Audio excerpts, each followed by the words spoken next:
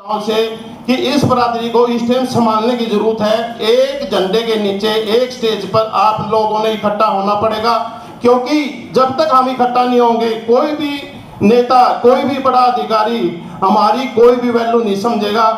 मैं आप लोगों से अनुरोध करता हूं कि अपनी ताकत दिखानी होगी और एक स्टेज पर एक झंडे के नीचे आना पड़ेगा। इसी शब्दों के लिए जय हिंद, धन्यवाद। धन्यवाद प्रधान जी का। अब मैं निवेदन करूंगा हमारे बीच में भाई सुरेंद्र जलमाला जी जो पूर्व में चेयरमैन रहे वो आए और अपने विचार रखें। प्रधान जी बस हो जाओ, ऐसा सिर्फ नहीं बनवा दो, कुछ नहीं आगे की कोई नहीं बलवाते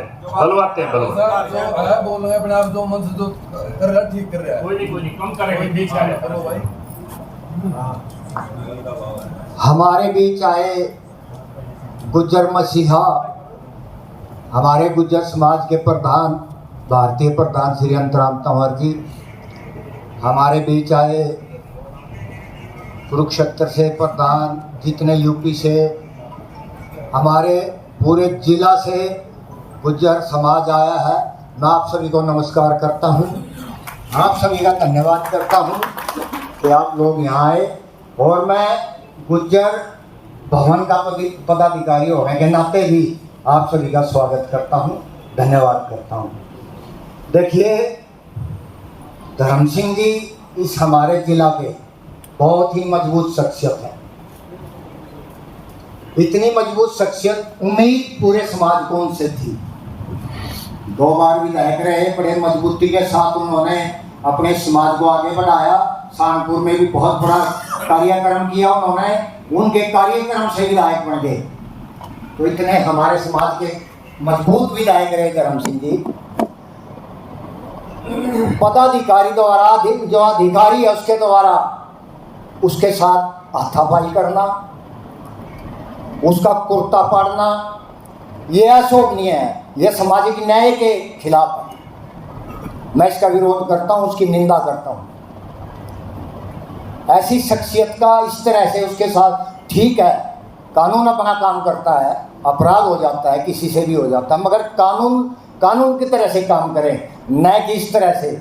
मैं इसकी बहुत निंदा करता हूँ। और दूसरी बात, मेरे समाज के लोगों, आलसी हो गए, आलसी मत बनो। ये अपना आलस दूर करना पड़ेगा। ओके में बैठकर दारू की टीम में बैठकर तो क्या देंगे, के दे दिया मरता है, ऐसे नहीं मिलेगा। आप लोगों ने मजबूत होना पड़ेगा, अपना आलस्य त्याग करना पड़ेगा और अपने पसीने को या खून को आगे बहाना पड़ेगा। अगर कुछ लेना है ना तो कुछ देना भी पड़ेगा। मेरा भाव यही आपसे, ज़्यादा समय ना लेते हुए, संघर्षशील बनो। गुज्जर समाज भारत देश की आज़ादी में बहुत संघर्षशील था, कुर्बानियाँ दी हैं। अब आप आलसी हो गए, उसको त्याग कर संघर्ष करना सीखो, कुछ लेना तभी होगा। ये सरदार भाई, जाट भाई, अपने प्रधान जी बैठे हैं, ये मजबूत हैं, ले लेते हैं, लेना जानते हैं। मेरा निवेदन आपसे, आप भी इसी तरह का संघर्ष करना सीखो। लेना जानोगे तो आपको मिलेगा। धन्यवाद, जय हिंद, जय भारत। तो धन्यवाद चेयरमैन साहब का। अभी हमारे बीच में हमारे प्रदीप बेनीवाल जी, बेनीवाल खाप से आए हैं जी, संदीप बेनीवाल जी, वो भी अपने 1 मिनट के लिए अपने विचार रखेंगे। साथियों, आज का जो समय है और जो ये पंचायत है, ये संघर्ष के लिए है। अगर इसमें आज का आपका कहीं पूरा दिन भी लग जाए तो वो भी कम रहेगा।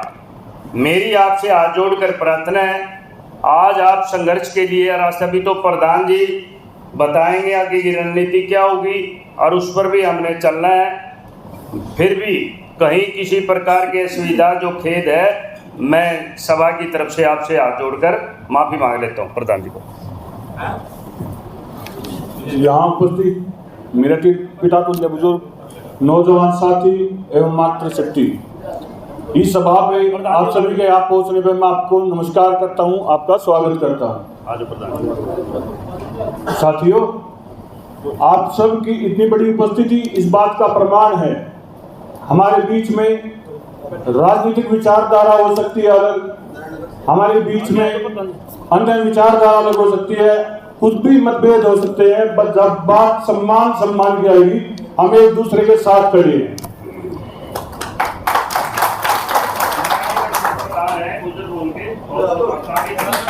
साथियों, जिंदगी का खेल खेलने का मौका केवल एक ही बार मिलता है और आज एक जबरदस्त जिम्मेवारी हम सबको एक होने की है, क्योंकि आज दांव पर केवल मान सम्मान नहीं है, दांव पर हमारे पूर्वजों का गौरवशाली इतिहास और आने वाली पीढ़ियों का भविष्य भी दांव पर लगा है।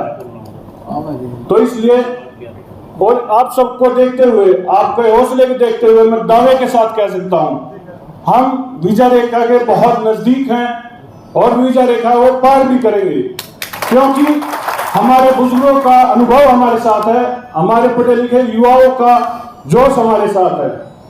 साथियों, एक बड़ी दुर्भाग्य की बात है, हमारी 2 से 3 मीटिंग भी हो चुकी हैं, हम राष्ट्रपति को, प्रधानमंत्री को ज्ञापन भी सौंप चुके हैं और मीडिया के माध्यम से हम अपनी बात रख चुके हैं, लेकिन सरकार की तरफ से या ईडी के उच्च अधिकारियों की तरफ से ना तो कोई संतुष्टिजनक बयान आया है और ना उस ईडी के अधिकारी के ऊपर कार्रवाई की गई है।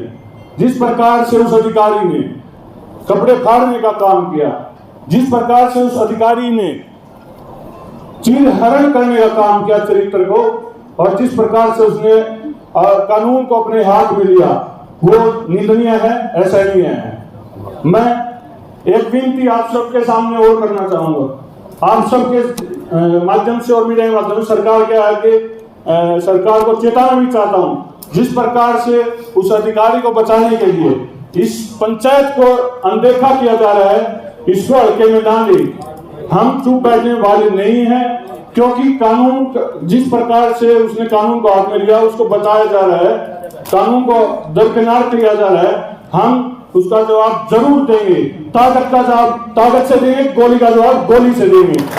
अंजाम जो भी हो उसकी जिम्मेवार सरकार होगी। और आप सभी ने मेरे को बोलने का मौका दिया, आपको बहुत बहुत धन्यवाद। मैं मेरी तरफ से, मेरे साथियों की तरफ से न केवल तन मन धन बल्कि त्याग, समर्पण और बलिदान के साथ भी आपके साथ खड़े। धन्यवाद। धन्यवाद जी भाई साहब बेनीवाल साहब का। अब हमारे बीच में गुरनाम सिंह जी पार्षद छछरौली से आए हुए हैं, मैं उनसे भी निवेदन करूंगा 1 मिनट के लिए।